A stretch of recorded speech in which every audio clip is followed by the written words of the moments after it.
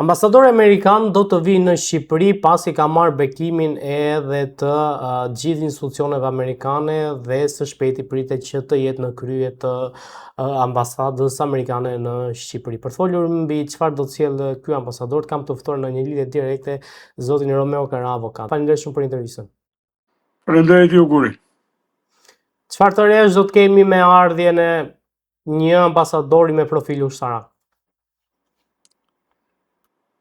Mbi gjitha mendoj që do të vijë në funksion të geopolitikës, domethënë, politikës madhe amerikane në rajon. Pra, ne kemi dy vatra të mëdha konflikti, një në veri edhe një në juglindje, një veri lindje, një juglindje, Ukrainë dhe Izrael, lindjen e mesme. Besoj se detyra parë një ushtaraku këtij kalibri do të jetë në funksion të politikave të mëdha amerikane lidhur me këto konflikte për këtë moment. Dhe me atë qasjen politikën e brendshme që të mos kemi destabilitete dhe problematika në këtë zonë që është vija e dytë e këtij teatri të këtyre ngjarjeve të mëdha që po ndodhin. Pra dihet që ushtarakët e lartë kanë një edukim lidhur me edukim përgjithshëm geopolitik, domethënë, lidhur me vendet ku shkojnë shërbejnë, tani ka dhe stofin e diplomatit, i cili i bashkangjitet atij të ushtarakut. Kështu që do të jetë, besoj të dyja funksionet do t'i ketë, domethënë. Do t'i shërbejë dhe kapaciteti i tij si ushtarak i lartë, por do të jetë një diplomaci në shërbim të këtyre qëllimeve që kanë, të mbrojtjes së interesave amerikane këtu.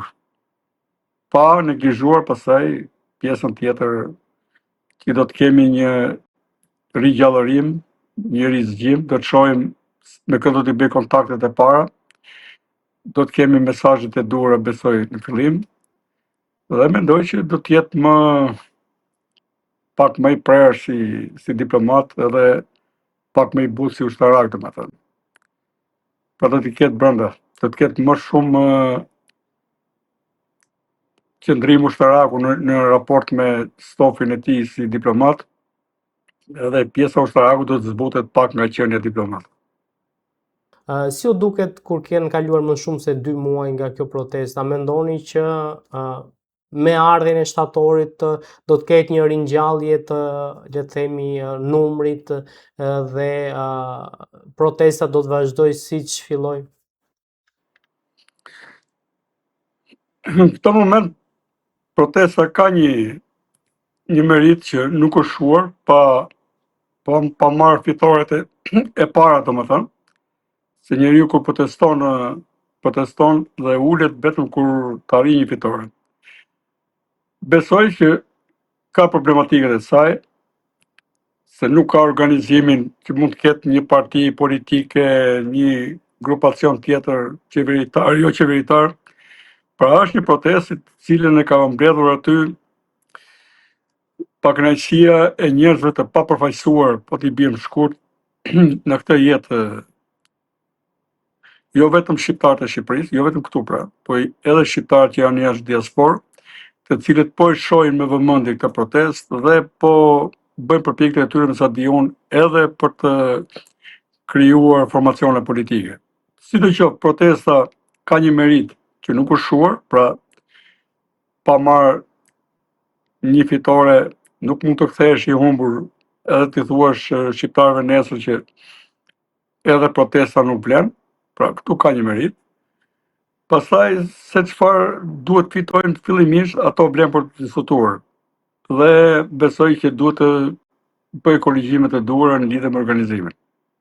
Saç kanë disa merita, kanë dhe disa pasaj kusure, pasi duhet kishin tani, duhet ishte tribune një mendimi politik, mund të ishin mendime të ndryshme politike, pra unë parashikoj që aty ka njerëz që kanë dhe mendime ndryshme politike, por që të bashkohen në atë që të kemi një luftë kundër korrupsionit, arrogancës, për zgjedhjet e lira, për ato 2 ligje që donin që u bën sebeb për dalë, edhe paketa maleve për investitorë strategjik, edhe ligje tjera që janë në kundërshtim total me interesat e vendit dhe të popullit.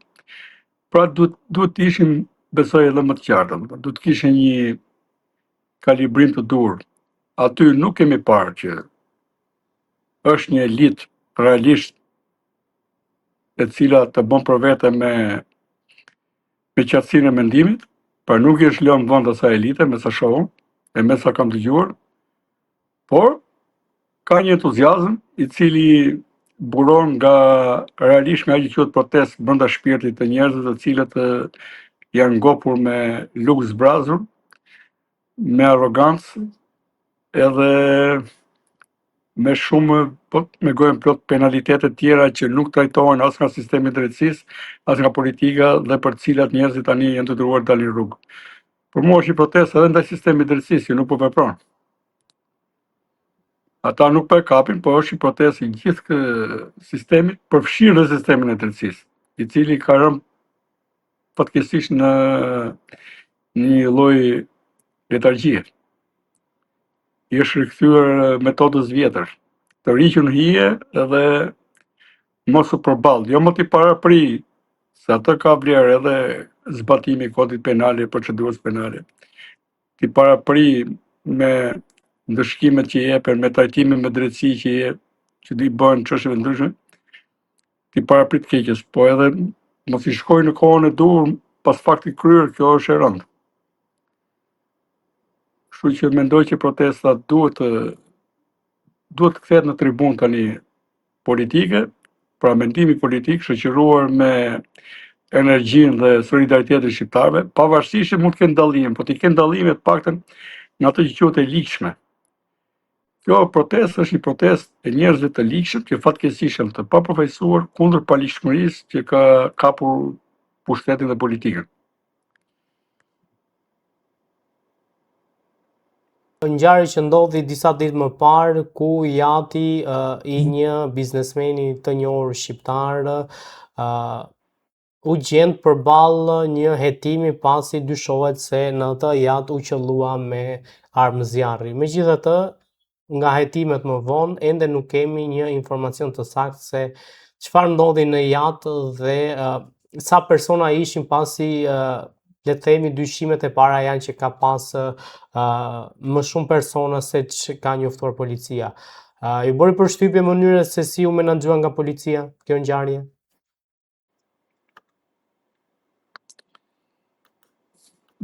Me thënë drejtën, nuk i kam kushtuar një vëmendje kësaj ngjarje, se është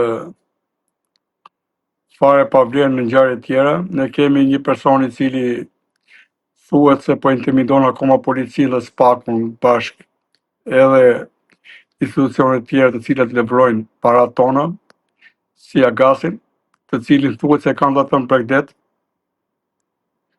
Mendohet kjo është diku këthe nga Qerreti, Kavaja, nuk e di, dhe që arrin të imponojë akoma influencën e tij. Këta tjerët pasaj që ishin jashtë, besoj kanë dalë nga vëmendja se po merren me tjerë persona, domethënë. Po kjo tregon që i ka dalë situata nga dora, në një pjesë të mirë ka dalë policisë.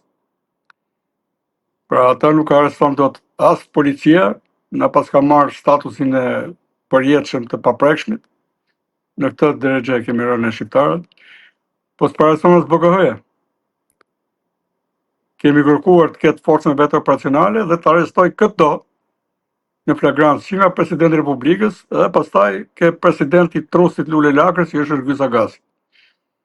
Edhe këta tjerët që janë trimat e një vendi pa shtet. Se kur kemi arrogancë politikanësh, pastaj dhe qeveritarësh, normal do dalin dhe këta arrogantët e jateve. Kur kemi shtet, pastaj do të kuptojmë që do të kemi këto siklete, përveç kësaj vape që kemi nga moti 1, zjarret 2 dhe çmimet e larta 3. Prandaj kemi ne poshtirosur dhe prandaj çoj mesazh dhe këtyre arrogantëve. Jo që psiren, jeni poshtirosur, domethënë, jeni fundurrina të këtij kombi, që mburreni që kemi kapur shtetin, por që ne nuk na heqin shpresën që do përgjigjemi herë mirë, domethënë. që guxuat me fundërligun tuaj të kapni shtetin dhe të shkoni aty ku nuk duhet të shkoni. Dhe të na mbani peng. Po kjo do jetë e përkohshme. Avokati, ke ndjekur zhvillimet në Kosovë ku duket se Albin Kurti po e çon vendin përsëri në zgjedhjet parakohshme. Çfarë kam konstatuar duke qenë Albini në opozitë edhe në opozitë është që ka krijuar kultin e liderit ose personalitetit. Edhe gjë që është shumë e dëmshme, ka qenë e dëmshme në Shqipëri, me Berishën sidomos dhe me Ramën. Edhe Rama noton, lundron apo vegjeton atë kultin e tij, tashmë të zverrur domethënë. Kurse Zotëria ka qenë një lider i padiskutueshëm në partinë e tij, pra ajo parti ka qenë parti rreth tij, partia e tij, dhe tashmë shoh që megalomania që karakterizon ata që i bëjnë zmet të kultit personalitetit e mban peng vendin. Pra, për të nuk ka rëndësi as partia, as vendi, për të ka rëndësi mosfia e tij. Besoj se po e kuptojnë edhe njerëz tjerë, dhe pse më vones. Pra, është një lider karakteristik i politikës primitive të Ballkanit, që akoma s'po hyn në shinat e një mentaliteti modern, ku të kemi ide dhe integritet në raport me ide, besueshmëri në raport me ide, kemi konkretizimet politikave dhe jo thjesht retorik. Pra, besoj Kosova tani ka hyrë dhe në atë ciklin si puna e protestës tu që vim për dallë, kemi 70 ditë, po duhet kishim bërë disa hapa. Po të paktën nuk është shuar, tu është pjesa që ngushëllohemi.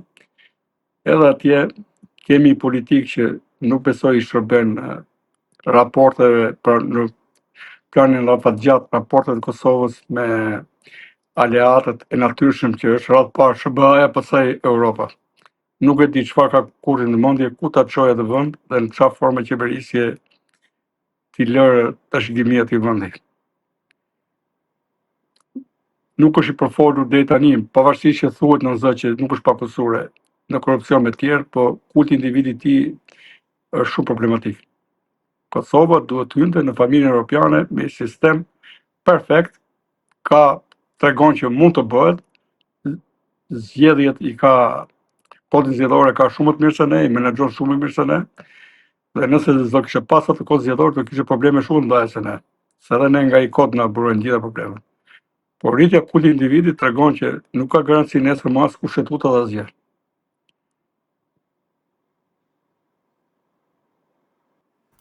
Avokat, kemi folur bashkë për sigurinë e bankave ose për sjelljen e bankave. Vetëm pak ditë më parë doli një, le të themi, informacion që dy persona, dy ish-punonjës të një banke të nivelit të dytë, arritën që të përfitonin, të vidhin shqiptarëve rreth 200.000 euro te Raiffeisen Bank.